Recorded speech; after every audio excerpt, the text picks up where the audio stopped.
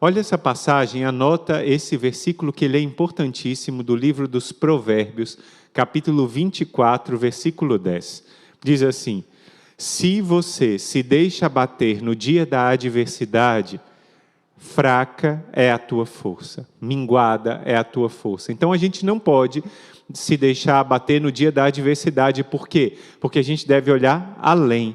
E aí tem algumas palavras que eu estava recolhendo aqui também do livro do padre Marlon Múcio, que são muito importantes.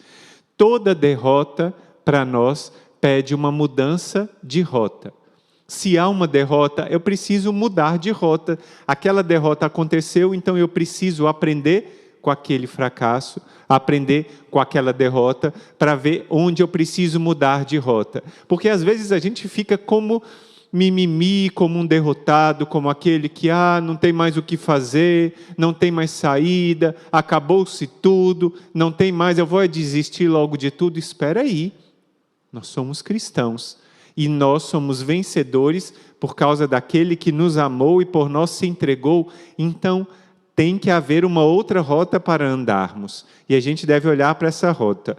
O fracasso faz parte da vida.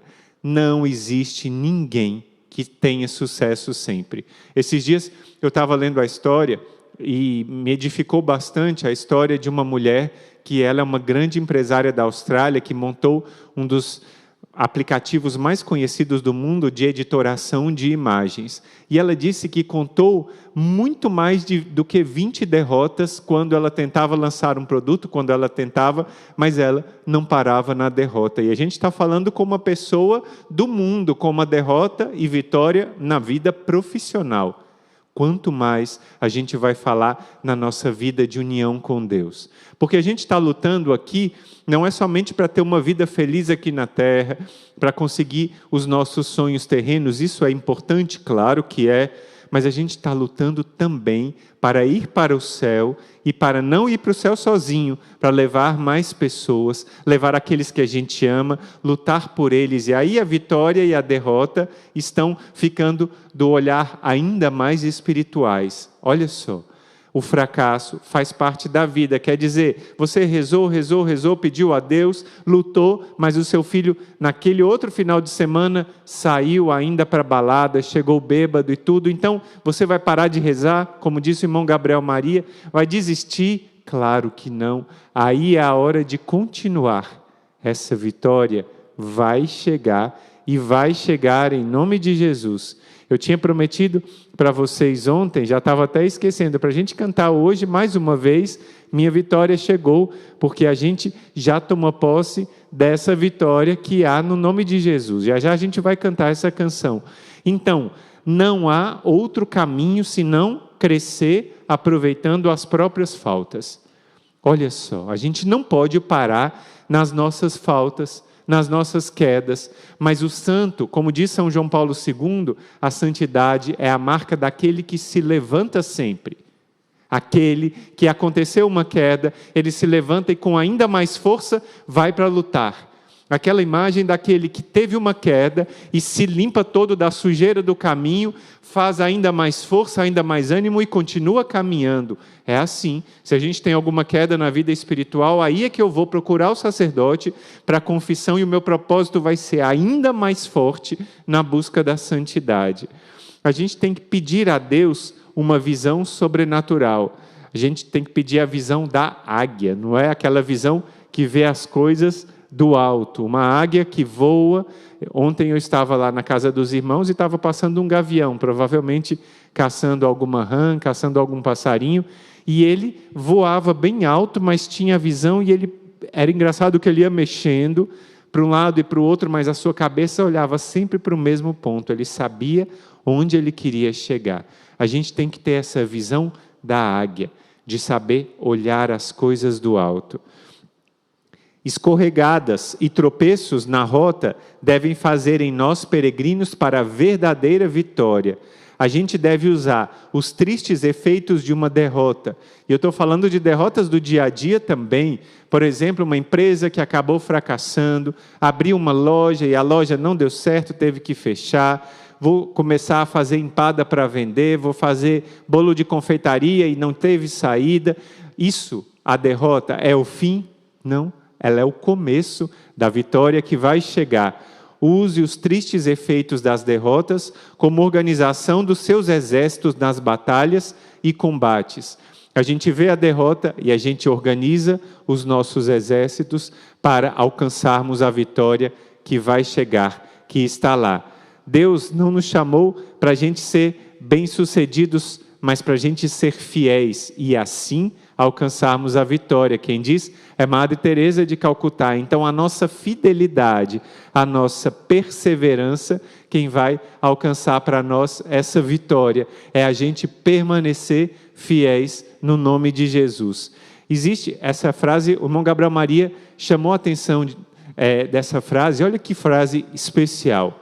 A verdade é esta: a vida é apenas 10% daquilo que acontece com você e 90% é a forma como você reage àquilo. Um desprezo de alguém pode ser o fim de tudo. Alguém te desprezou, alguém que você ama muito disse que você é um fracasso, que a sua vida não vale nada, que você está fazendo tudo errado, que essa luta pela sua família é uma luta que não vai dar certo, que o seu esposo não vai mudar, que os seus filhos não vão mudar, isso já pode desistir. Essa é a palavra das pessoas e muitas vezes a gente fica com isso, mas quando a gente está diante de uma derrota ou de uma prova, a gente tem que aprender a não deixar que aquilo mude o meu interior, mas eu vou mudar para melhor e fazer aquilo que eu tenho que fazer para vencer. Essa é a minha meta e eu vou buscar a força no Senhor. Para cada combate, para cada vitória, eu devo buscar a minha força nele. Tem uma frase aqui, e essa frase eu pediria que você anotasse no seu caderno de formação. Olha, se a rota não muda, mude então o seu andar na rota. Pode ser que eu não possa mudar a rota. Vamos supor, você recebeu o sacramento do matrimônio. Você está lá e está tendo derrotas em derrotas, o seu marido continua afastado de Deus, continua naquela situação difícil, você já tentou uma coisa ou outra, mas você não pode mudar de rota, claro. O seu marido é aquele que Deus te deu, você recebeu com ele o sacramento do matrimônio, então não tem como mudar de rota aí, mas então eu tenho que mudar o meu andar na rota, mudar a forma como eu vou enfrentar, parar de lamentar, parar de murmurar e começar a rezar. O quanto você está rezando pelo seu matrimônio? Aquela mãe rezou pelo filho 20 anos, não foi? 20 anos rezando pelo filho. Nós devemos rezar e insistir na oração. Eu tenho contado vários testemunhos aqui de vitórias de mães, de pais que rezam pelos filhos, de esposa que reza pelo esposo, de esposo que reza pela esposa, 2, 3, 5 anos e aí a vitória acontece. Só que o problema é que a gente desanima e a gente não pode desanimar diante de uma batalha. A gente tem que transformar a maldição em bênção ou, no dia de hoje, transformar derrotas em vitória. E eu encerro essa nossa formação de hoje com uma frase do Padre Pio. Olha que frase especial essa que o Padre Pio disse. Tenha sempre sobre você uma fé viva, uma fé que esteja ardente, uma crença cega e a total adesão à autoridade constituída por Deus. É isso que forma a luz que orienta os passos do povo de Deus no deserto. Haja, quer dizer, faça as suas atividades sempre com retidão, fazendo o que é para fazer certo, mesmo se todo o inferno se voltar contra você, permaneça firme no Senhor. Então, se alguém quiser falar que a sua derrota é o fim, você vai dizer não, a minha derrota é o começo da minha vitória, porque essa série, Transformando Maldições em Bênçãos, tem transformado a minha vida e a vida de muitas pessoas, e nós estamos mudando a nossa vida para melhor, nós estamos mudando a nossa vida de acordo com a vontade de Deus, e a gente não vai parar de rezar, não vai parar de clamar. A nossa novena milagrosa de Nossa Senhora do Rosário da Pompeia, ela é ininterrupta, a gente acaba, começa outra de domingo a domingo, todos os dias nós estamos com você, clamando, e essa graça vai sim chegar em nome de Jesus.